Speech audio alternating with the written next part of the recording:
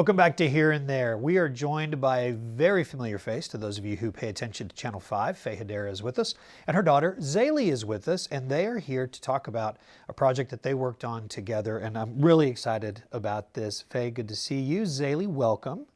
Thank you for being here. So tell me about the book I'm holding. It's called The Lovely Fruit Fairies, and it's got both your names on it, so you're both involved. Faye, tell me about this. Yes, so this is a compilation of paintings that I created when I wasn't feeling too good with my health, and I wanted to return to a sense of childhood joy. So I needed something small to hold in my hand, because typically when I'm painting, I have these huge portraits that are life-size.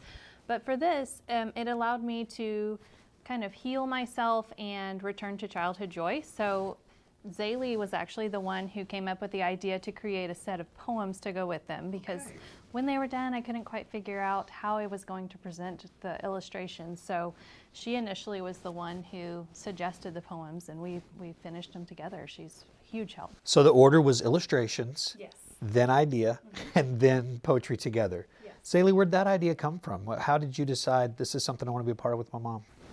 Well, for like the poetry idea, I have written a lot of poetry in the past, and I just remember whenever I was reading children's books when I was younger, that it was always kind of the rhyming poems that I remembered. Okay. And whenever I found out that she needed some help on that, I thought that it would be a really cool and fun idea and collaboration between us two.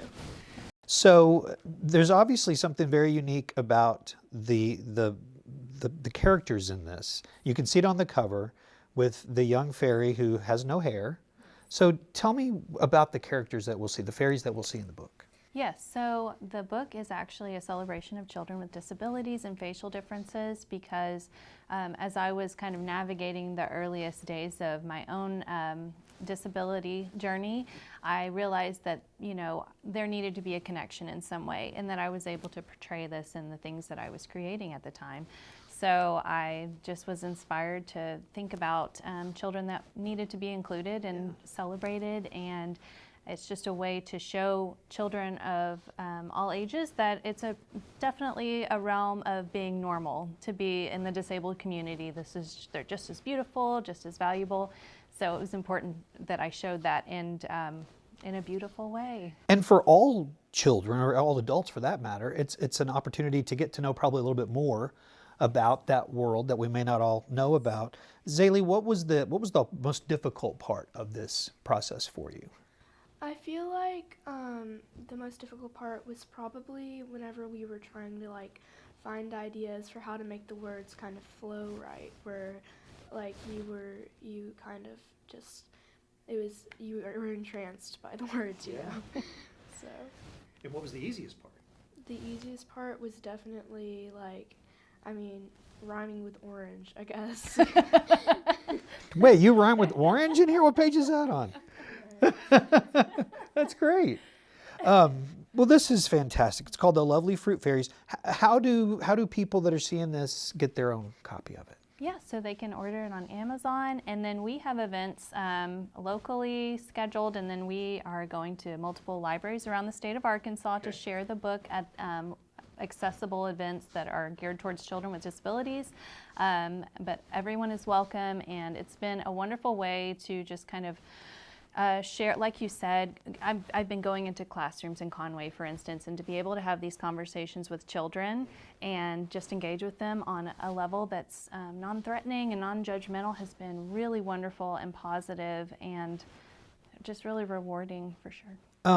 What about the parents? That parents have any stories that you've got of parents who have contacted you? In a previous life, a long time ago, I was involved with the Miracle League in Little Rock, that they had the baseball league for children with special needs, and then the Braves field that's here.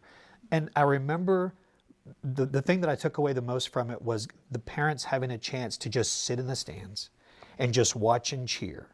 What kind of contact have you had with parents who have read this and thought, they see us, they understand? Yeah, so there's children with Down syndrome featured in the book, And I've had several parents who have children with Down syndrome who have expressed excitement to be able to read this with their children, and their children recognize themselves in the pages. And that was really the whole point of the book, was that you could flip through the pages and be like, oh, this child looks like me, you know, and oh, she's beautiful. She's got this fancy dress and her wings, and just to make it where it's a simple and inclusive way to read a story to your child, even if your child does not have a disability, this is also for them. Because again, you can have those conversations and say, oh, this looks like my friend Mary or something, you know, where you can tie it in a way that just normalizes it and hopefully makes children accepting. But you know what I find is that children are naturally just loving towards each other, and they see each other as children. And so. Well, thank you for doing this. Thank you for doing Meet the Conwegians as well. It's a show, of course, it's here on Channel 5, so be sure and check those out. Zéile, you're the first Zéile I've met, but I don't think you'll be the last. So thank you for being here with your mom today. Thank you both very much. Appreciate you.